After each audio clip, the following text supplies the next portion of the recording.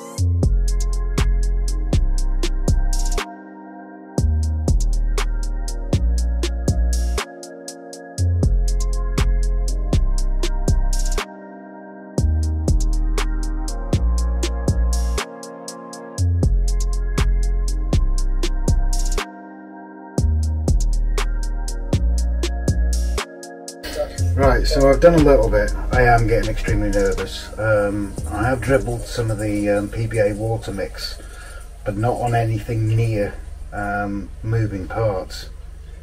But I'm really stuck as to how, underneath the moving rails, I'm really stuck as to how to put rock underneath there. I think I'm going to have to go with the other suggestion of painting some grey in there as well. So I'm going to give that a go, I think.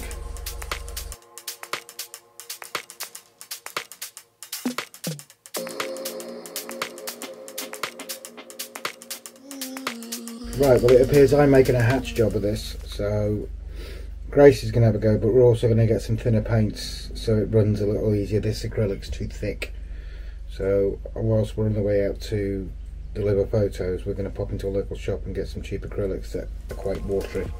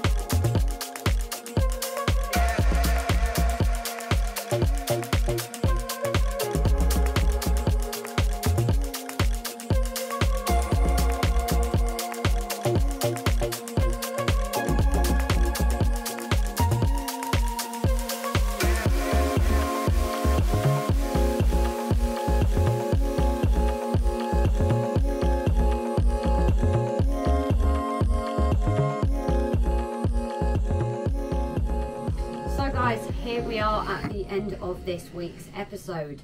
Are you impressed? So what we're actually going to do, instead of going on with anything else, we've actually been requested from someone and we thought it was a pretty good idea. So we're actually going to show you where the layout is up to at the moment. And it's not Chernobyl, it is something in the background, but we'll get on to that. So over here, plans may change, you know us at RGJ, but here is the farm. That's not changed, that's made. So moving on, this is going to be our town area. Obviously you can see we've got a few bits all ballasted here now. And moving on to the corner is our hill, and obviously a few more buildings that will be there. Yes, the track's uncovered. Moving on, so we're going to take a little bit of a breaking away and just showing you all the rolling stock that we've currently got. This is either from donations, 2 of them are definitely donations, and a few that Rob's actually picked up himself, as well as what you've seen from the very start. We also have Rob's little area that he did there, looking fantastic. Motor going as well. Not quite as breezy as it's been here. So on to the corner, our brilliant mountain. Still yet to be painted and everything, but as you can see it's looking well. And then the building we got donated there will also feature with kind of like another mini hill, I suppose, to go in the middle. Then as we carry on, I feel a bit like a weather woman here. As we carry on to the northeast, we have our aqueducts that we've viaducts. I keep calling it an aqueduct. We have a viaduct that is still yet to be joined the track, but that will be the plan to be there, as well as the road that comes under the tunnel. Oh, we forgot about that bit as well, didn't we, at the front? You put up the river as well. Yes. So obviously there will be the river here as well. Obviously the tunnel's not going to be there, that's just not been put away. So river flowing through, and here is going to be, I think, 2 more buildings as such. We've not fully decided, and obviously Rob rounded this off as well. So that is that. Then going back to our last bit now, we've got our church that we've built in the corner. We've got more to add to that side. Down here is like the car park, possibly here, because it's going to lead off from our roadway. onto the start of a heritage centre, so the buildings, the cars and all sorts. And then at the bottom is our gorgeous old girl, and no matter how long it takes between your runs, she's always pretty good, isn't she? She's been the most reliable of the lot. Yeah, so anyway guys, that is where we're at. I hope you guys think it's really come along since when we first started and the shed roof and everything. But that's where we're at the moment. Not too many plans because we've given up trying with them. But I hope you guys like the progress. I would say I'm quite happy with what we've done, haven't you, Rob? Yeah. It's gone along pretty well. Not as quick as some others. No.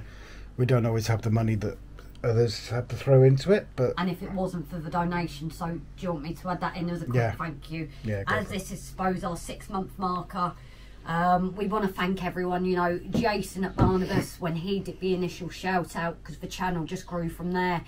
But from there, our little dysfunctional family that we've got, guys, on the lies, the support. So the members, Harris, Paul, Roger, everyone to name but a few. Physical donations, monetary gifts, and I guess most of all is the advice. Yes, the support and advice we've had. And the sheer bloody patience of putting up with us both. Yeah, so that is a big thank you to everyone.